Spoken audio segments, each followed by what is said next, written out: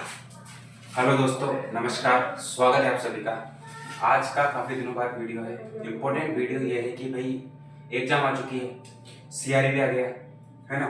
इसके बाद not set आएगा, ये भी नोट सेट के जैसा ही है, एग्जाम वही सेम पैटर्न पे होगा। उसके बाद नोट सेट आएगा। अब बात करते हैं कि साहब पढ़ तो बहुत लिया है ना, पर क्या करें, याद नहीं रहता। तो इम्पोर्टेंट टॉपिक की बात करते हैं। इसमें सबसे पहले सब्जेक्ट है मिडवाइफरी एंड मिडवाइफरी नर्सिंग, ओबीजी, जो अपन सिंपल भाषा में बोलते हैं। तो उसमें सबसे पहले आपको करीबन ये 20-25 टॉपिक है। मैं बताता हूँ कि इंपॉर्टेंट टॉपिक कौन से हैं और इनको पढ़ना कैसे। सबसे पहले बात आती है ऑब्जेक्टिव स्कोर, जी पाल भारत। उसके बाद ईडीडी है ना। उसके बाद एंटीनेटल केयर, नए नए अपडेट के साथ WHO वाले है ना। उसके बाद एनीमिया प्रेगनेंसी, आयरन टेबलेट की जो होती है ना डोज, वो बहुत इंपॉर्टेंट है, वो क्वेश्चन आता है। इसमें से एंटीनेटल केयर की विजिट पूछी जाती है ना। इसके अंदर से ईडीडी कैसे निकालते हैं, इसके अंदर से जी पाल स्कोर, इसके अंदर एनीमिया। उसके बाद एनीमिया मुक्त भारत, ये तो सॉरी एनीमिया प्रेगनेंसी है ना, कि भाई इतने दिन पे ये हो रहा है तो कौन सा एनीमिया, कौन सा आयरन लगाए। इसमें एनीमिया मुक्त भारत में नए अपडेट वाले। उसके बाद अबॉर्शन, वेरी इंपॉर्टेंट टॉपिक है अबॉर्शन। उसके बाद एमटीपी के नए अपडेट। उसके बाद इक्टोपिक प्रेगनेंसी, ठीक है। उसके बाद स्नोस्टॉर्म अपीयरेंस, ये डायरेक्ट क्वेश्चन आता है हेरिडिटी कंट्रोल। उसके बाद कोरोनिक विलाई सैंपलिंग। उसके बाद एम्नियोसिंथेसिस। उसके बाद कोड प्रोलप्स के टाइप जो एग्जाम में आते हैं वही बताता हूँ है ना। उसके बाद एक दो टॉपिक जैसे प्लेसेंटा है ना। उसके बाद जैसे एमनियोटिक फ्लूइड, ठीक है। उसके बाद जैसे जैसे शोल्डर डिस्टोसिया के मैकेनिज्म है ना। उसके बाद जैसे पीपीएच आ गया है ना। उसके बाद जैसे एपीएच आ गया, ठीक है।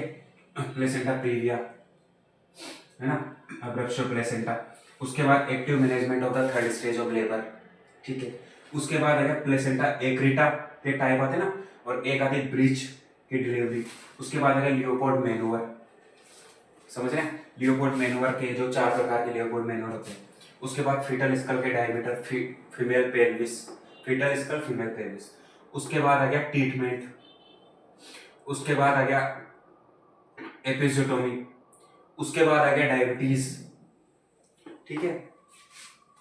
और उसके बाद आ गया पीआईएच। उसके बाद आ गया ट्यून प्रेगनेंसी, मल्टीपल प्रेगनेंसी, जो भी मल्टीपल प्रेगनेंसी जो भी है ना। उसके बाद क्या है, उसके बाद आ गया क्या, डोज एनटीडी है ना, रोगाम की। उसके बाद इंस्ट्रूमेंट इन ओबीजी, ओबीजी के जो इंस्ट्रूमेंट होते हैं वो भी इसके अंदर इंक्लूड होते हैं, इंपॉर्टेंट टॉपिक है। उसके बाद बात करते हैं सब गायनी के इंपॉर्टेंट टॉपिक क्या है, गायनी हमें समझने काम आती है। गायनी के टॉपिक क्या है, गायनी के टॉपिक है। सबसे पहले गायनी की बात करें तो गायनी इतनी इंपॉर्टेंट है एग्जाम के अंदर, कई कई बार क्वेश्चन आ जाते हैं, तो 2-3 बार। तो उसके अंदर पीआईडी आता है, वेजिनाइटिस आता है, कॉन्ट्रासेप्शन के टॉपिक हमेशा आते हैं, माला डी माला एन है ना।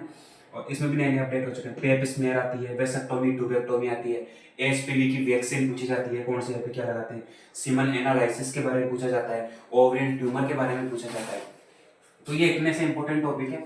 ऑब्स्टेटिक स्कोर हो गया, ईडीडी हो गया, एंटीनेटल केयर हो गया, ठीक है। ये कई तरह के टॉपिक है, 10-15-20 टॉपिक है, इनको पढ़ के जाइए, इनके आसपास ही आपको क्वेश्चन मिलेंगे है ना। अब बात करते हैं साहब, ये तो टॉपिक इंपॉर्टेंट हो गए। अब ओबीजी को हमें कम समझ में आती है तो हम कैसे पढ़ें, ठीक है। ओबीजी पढ़ने का सादा सिंपल, मैं हर बार एक ही बात कहता हूँ कि जब तक कोई भी कंटेंट आपके इस दिमाग से 4 बार होके नहीं लिख लेगा, जब तक आपको चीजें आना इम्पॉसिबल। सब कहते हैं मैटरनल पेल्विस, फीमेल पेल्विस है ना, फीमेल पेल्विस है, फीटल स्कल के डायमीटर। आप उन चीजों को जब भी कोई चीज पढ़ रहे हैं, याद नहीं हो रहा, लिखो चिपका दो, लिखो चिपका दो है ना। जो स्टिक नोट्स आते हैं उसे लिखो और चिपका दो दीवार पर। तो वो चीजें धीरे धीरे गेन होगी ना। जब जब मैं कहता हूँ ना कि जितना जिसने संघर्ष किया ना वो उतना ही बड़ा है। सोना क्या बोलते हैं, जितना ज्यादा सोना घिसता है ना उतनी ज्यादा चमक आती है सुंदर है ना। तो इस बात को समझिए, डायमंड है वो जितना ज्यादा घिसता है उतनी चमक है। जितनी आप मेहनत करोगे ना, दिल लगा के मेहनत करोगे, तो आपका सिलेक्शन है। अब ये सीआरई की पोस्ट आई है, कई कई लोग हैं जो इनके अंदर खींच जाएंगे सिलेक्शन। 113 मेल की है और जो बची कुछ फीमेल की है, खींच जाएंगे। पढ़ने वाले बच्चे तो खींच जाएंगे। आप बोलते हैं हम तो इतना पढ़ते हैं हमारा सिलेक्शन, भैया दिल से मेहनत और मन के अंदर आग जगेगी तो आपका सिलेक्शन हो गया। आप ये मत सोचो कि रिजल्ट क्या होगा, आप ये सोचो कि हमारे अकॉर्डिंग रिजल्ट बनेगा और हम रिजल्ट को बढ़ाएंगे। अगर हम पेपर अच्छा करके आएंगे तो रिजल्ट 100% सही आएगा। इसी बात के साथ धन्यवाद। और मैं इतना ही कह रहा था, ओबीजी पढ़ने का तरीका सॉरी बताया नहीं। ओबीजी में जब भी आपको कोई टॉपिक याद नहीं हो रहा, लिखे और दीवारों पे चिपका दें। और जब भी आपको हमेशा एक वही चीज पढ़े जो एग्जाम के अंदर आती है। ओबीजी के अंदर सिंपल कंसेप्ट वाले टॉपिक होते हैं, जो भी चीज आपको लगे कि यार ये एग्जाम में आती है तो उसको आप पढ़िए, ठीक है। इसी के साथ